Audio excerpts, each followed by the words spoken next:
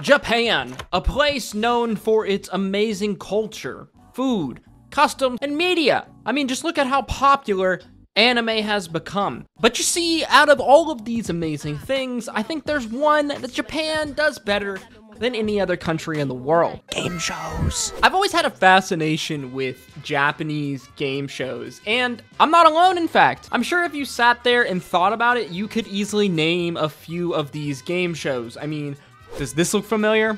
Or how about this one? Or maybe this one. There is one game show, however, that eclipses all of these. A game show that continued to push the boundaries on what was thought possible. A show that would fly maybe a little too close to the sun. A show that would leave a man paralyzed.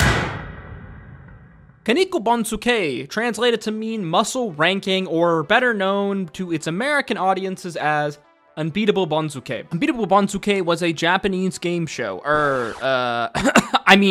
sports entertainment varieties show, which sought to test contestants by subjecting them to a number of unbeatable tests designed to test competitors' skill, strength, mental capacity, and even their marriage. Really, anything that they could come up with. Some of these courses were no laughing matter, though. No, they were serious tests of physical strength and skill.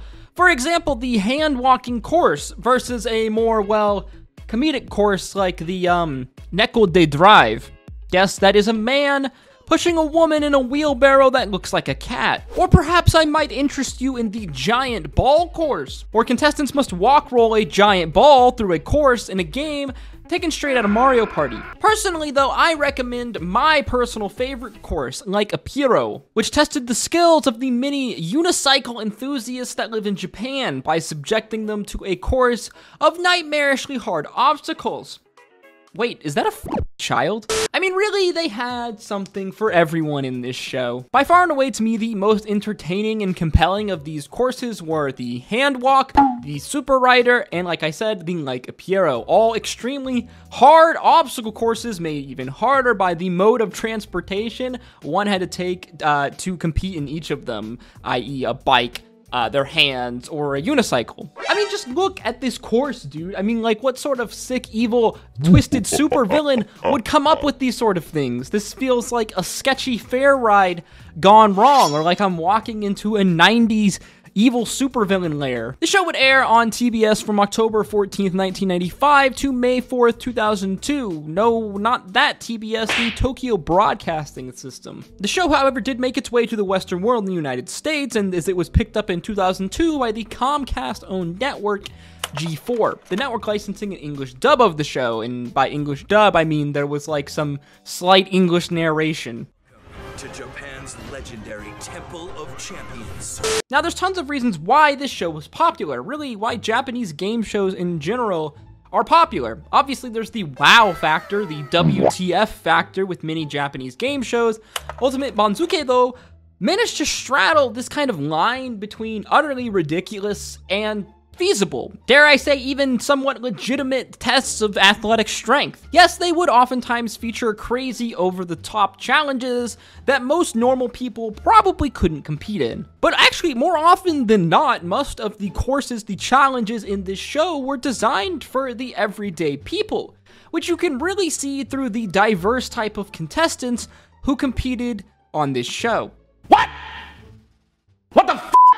The reason that this show is called Unbeatable is because once a course has been cleared, it will be featured again later on in another episode of the show. But with a twist, the course will be changed. It will be made harder. Crazier obstacles will be added, leading to many fan favorites and repeated competitors. Yes, this show does have lore and some main pro tags. Really, part of the charm of this show, and maybe just Japanese game shows in general, is seeing competitors from all walks of life competing in these absolutely ridiculous challenges. And it really connects with the audience and makes people sit at home watching think that, you know, maybe I could do this. Overall, there's a number of reasons why this show really would only work in Japan. I mean, just imagine an American version of this show.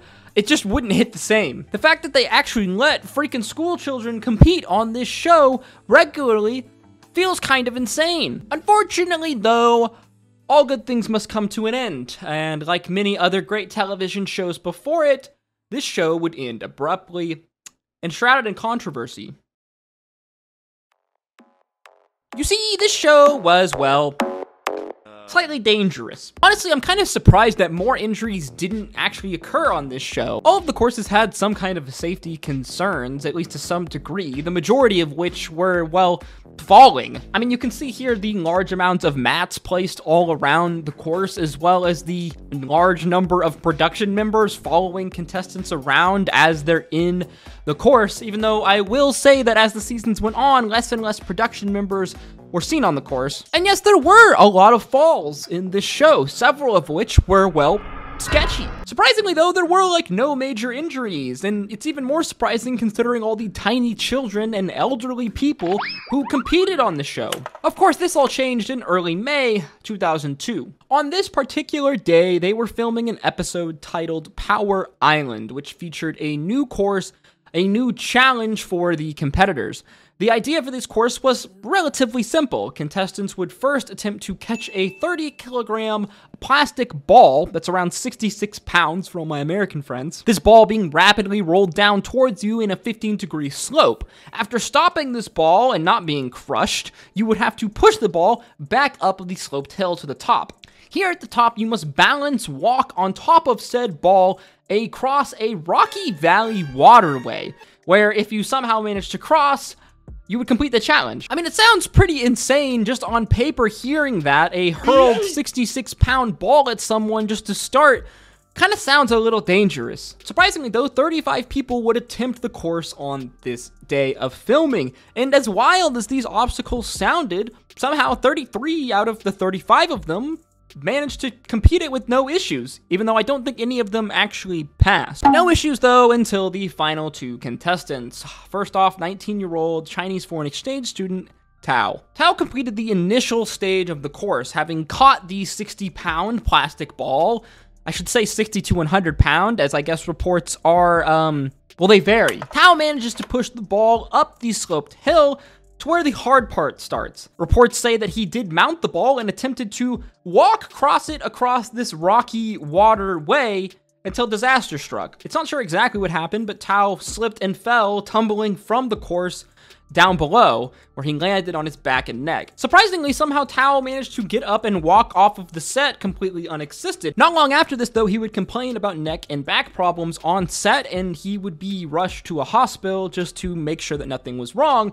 Thank goodness they did, because it turns out that this man had cervical vertebrae injuries. Extensive ones at that. You know, the cervical vertebrae, the thing that basically allows us to move around. Of course, back in the studio, they had no idea the extent of Tao's injuries, and falls were commonplace on this show.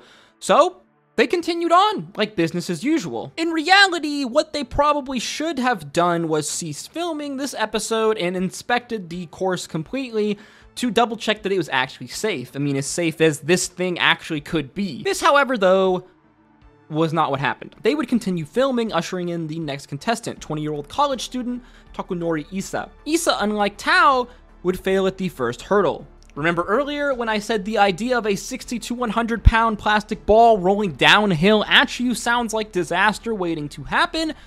That's because it did. Once again, some of the details here are fuzzy. I'm not sure exactly what happened here. I'm not sure if the momentum of the ball was too much or if Issa just wasn't ready. Regardless of what happened, the ball would strike him, he would fall to the ground where he would hit his head, immediately going unconscious. Issa, still unconscious mind you, would be immediately rushed to a hospital. Unlike Tao though, his injuries were much more serious. He too had suffered an injury to his cervical vertebrae, most likely from the impact with the ground. When the man finally came to, he would be shocked to find out that he was unable to move his legs. The man was paralyzed from the waist down. The network would immediately cease filming of Unbeatable Banzuke, and an investigation would suggest that there had been a lack of safety in the construction of this specific course. This would be the end of Unbeatable Banzuke. The footage of this episode would never air.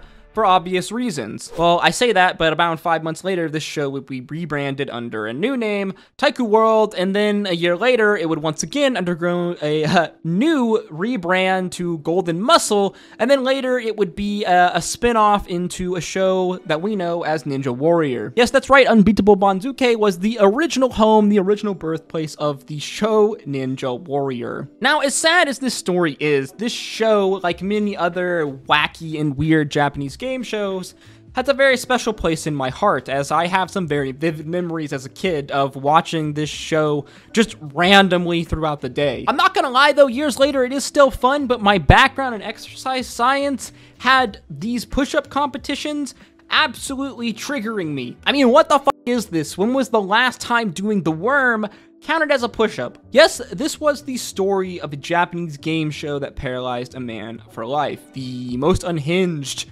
potentially Japanese game show out there. The Japanese game show that would ultimately spin off to be the insanely popular Ninja Warrior, a Japanese game show known as Kinniku Banzuke.